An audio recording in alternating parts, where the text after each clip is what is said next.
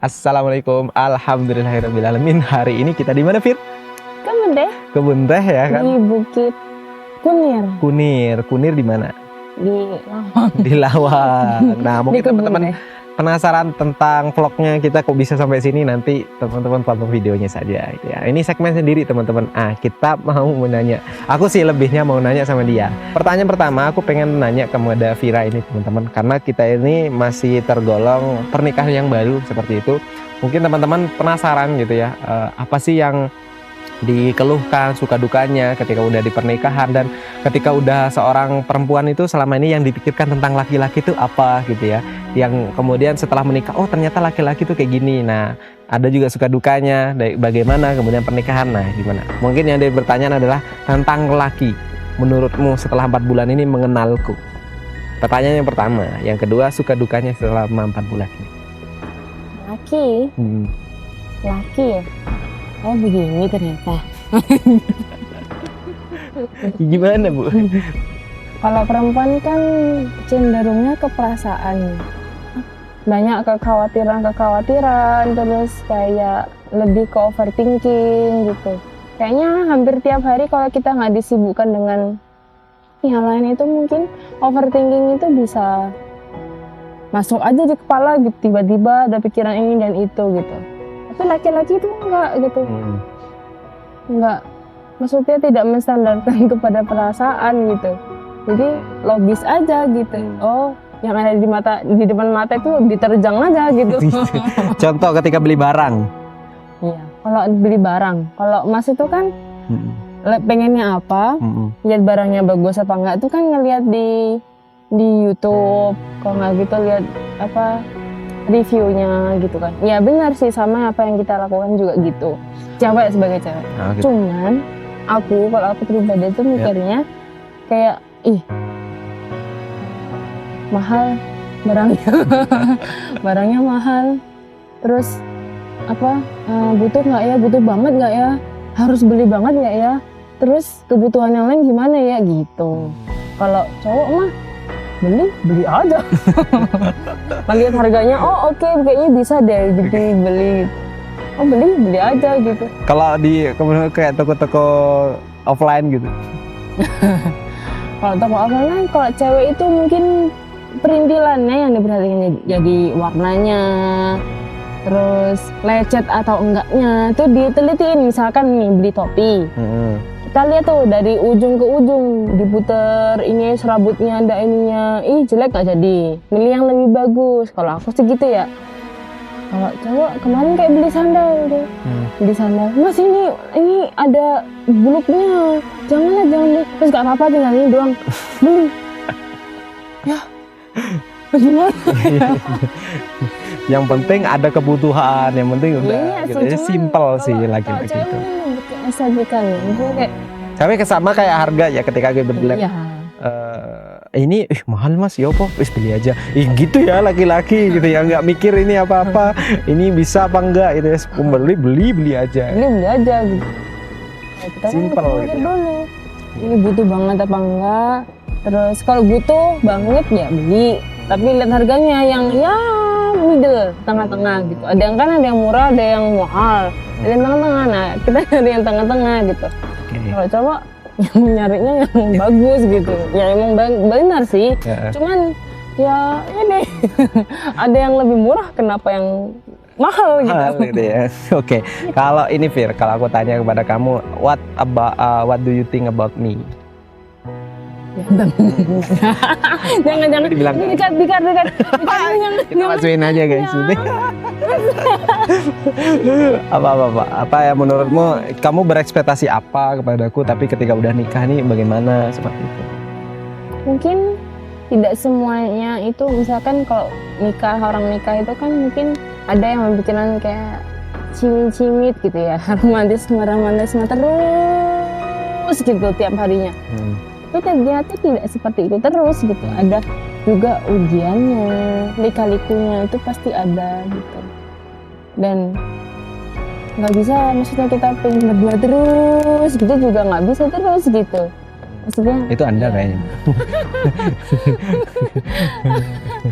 Maksudnya kita juga harus bersosialisasi dengan yang lain atau mengerjakan hal-hal yang lain yang kita harus lakukan kayak komunikasi dengan keluarga besar gitu ya. kerjaan dan lain-lain gitu. Bukan menjadi wanita mandiri enggak juga, maksudnya kita saling ketergantungan tapi cuman apa ya, tidak selalu terus-menerus 24 jam per 7 gitu. Harus yang berdua terus nempel kayak perangko gitu. Ya. Suka duka selama pernikahan? Suka aja sih. Ada dukanya selama ini? Dukanya ya pasti setiap pernikahan itu ada ujiannya. Tidak ada yang tidak diuji di dunia ini gitu. Ya. Ya itu. Kalau sukanya sih banyak 4 bulan ini ya. Tapi kalau dukanya benar-benar 1 tahun pernikahan itu memang kita merasa ya ujian 1 tahun pernikahan itu bagaimana. Mungkin lagi mentasi orang itu berbeda pendapat dan sebagainya. Justru kita mungkin ke faktor X ya. Nah salah satu itu mungkin ini jadi segmen yang memang penasaran kenapa sih apa aja yang kemudian kita lalui dalam 4 bulan ini. Salah satu ujian besar yang aku terima teman-teman ketika di pernikahan ini adalah ketika kita harus siap mental. Ya kan, siap mental untuk bertanggung jawab sepenuhnya terhadap yang namanya wanita yang sudah kita sahkan seperti itu. Ketika kita kemudian berakad, artinya kita siap menanggung segala kemudian resiko yang terjadi.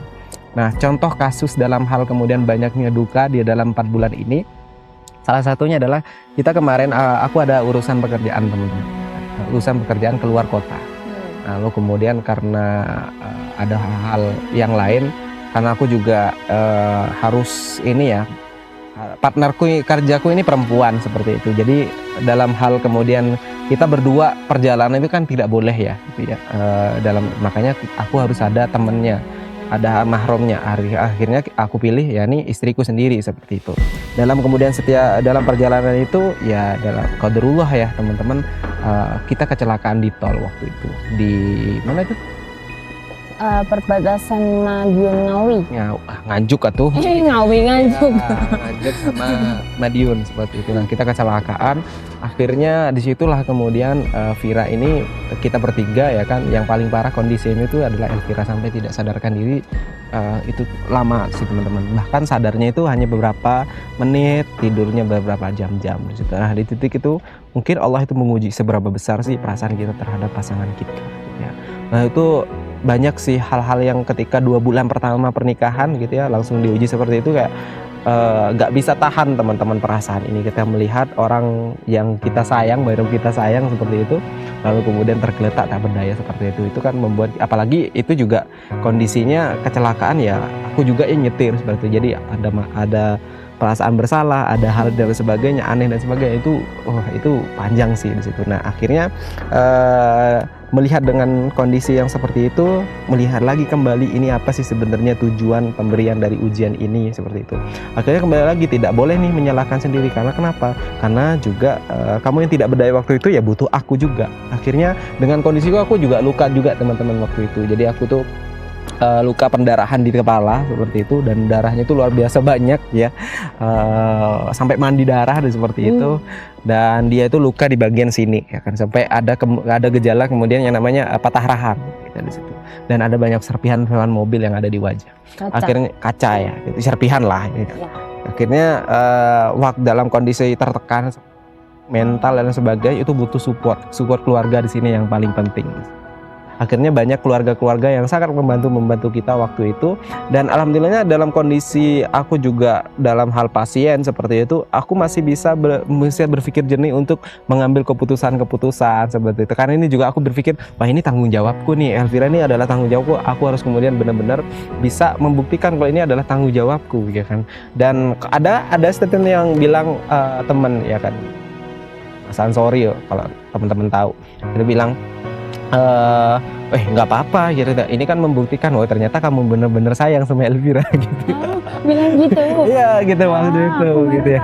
Ini benar-benar sayang, wah iya gitu ya. Tapi aku kan ya itulah kenapa cinta ya kan, atau rasa sayang itu tidak hanya cukup kemudian diucapkan, tapi dibuktikan.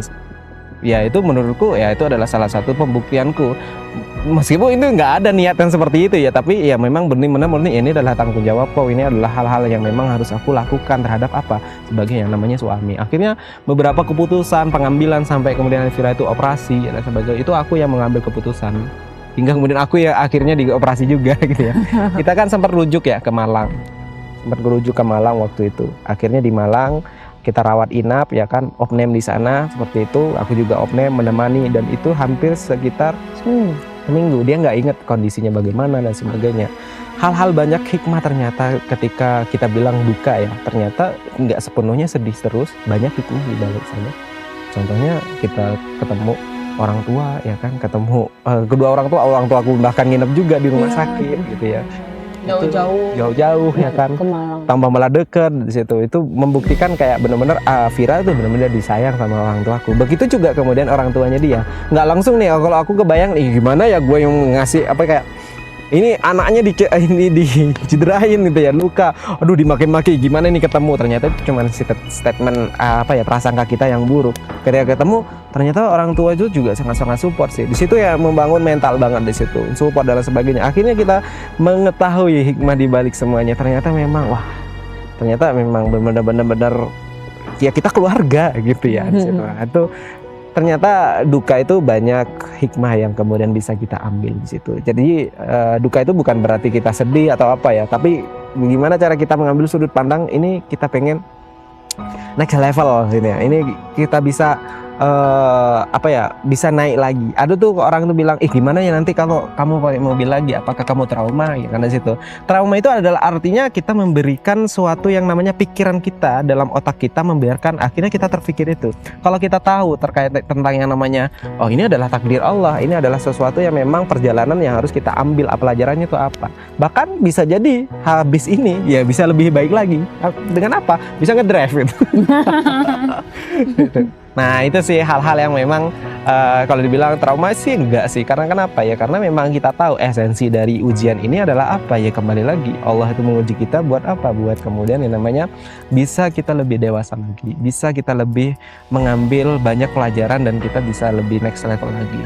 Itu sih duka yang memang dalam 4 bulan ini yang paling aku inget momennya di situ. Sampai detik ini kita ngomong, kita sebenarnya rawat inap teman-teman. Kita masih dalam ini ya, recovery dan rawat jalan ya, rawat jalan. Jadi kita dalam kondisi seperti ini ya masih sebenarnya kita mulai kembali lagi. Kita di sini bukan cuma hanya main-main doang teman-teman gitu ya, tapi benar-benar di rumah sakit lumayan tuh ya suntuknya ya kan dan sebagainya, terkurung, harus kemudian pemulihan. Akhirnya kita benar-benar bisa menikmati ternyata makna besar Allah itu besar loh yang harus kita syukuri ya kan. Nikmat sehat ya kan, apalagi nikmat alam yang kemudian ini.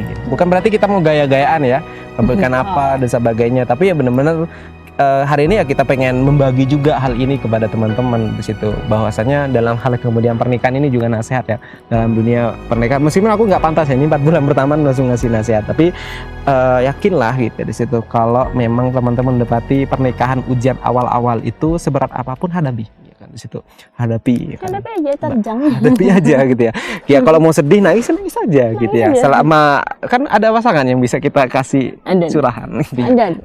Tapi selain kayak tadi disupport sama orang tua, bapak ibu mama bapak, terus banget teman-teman itu yang juga mensupport teman-teman. Ya terima kasih banyak kita ya di situ. Teman-teman dari luar Malang pun hampir seluruh Indonesia mensupport doa dan sebagainya. Komunitas ya gitu, dari komunitas terus kayak ya Allah, masya Allah, maksudnya segitu mereka perhatiannya gitu. Itu yang membuatku tersentuh, terharu gitu.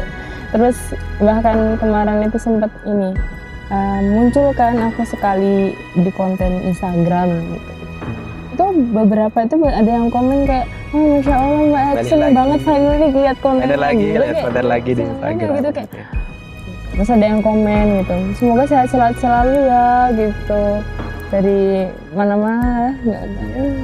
Aku bilang ini siapa ya? Semoga. Ini siapa ya yang komen? Aku lupa lagi. Terus oh ini Mbak ini gitu, dari kota ini. Ternyata wah masya Allah perhatian sekali orang-orang ini.